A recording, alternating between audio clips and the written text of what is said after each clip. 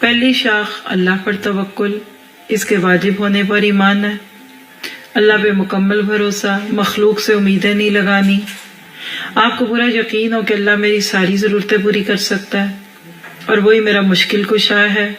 آج لوگ توکل کے مفہوم میں کمی بیشی کا شکار ہیں، افراط اور تفریط۔ قرآن کھول لیجئے، 15-20 آیتیں جس میں 1 یا 2 نوٹ کر لیں بس۔ الاحزاب 3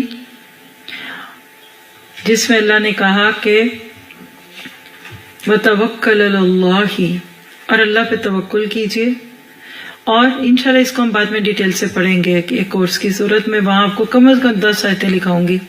حدیث لے لیجئے توکل کے بارے میں، اعقلھا وتوکل، اونٹ کو باندھو بھی اور پھر توکل کرو، یہ نہیں کہ کھلا چھوڑ دو۔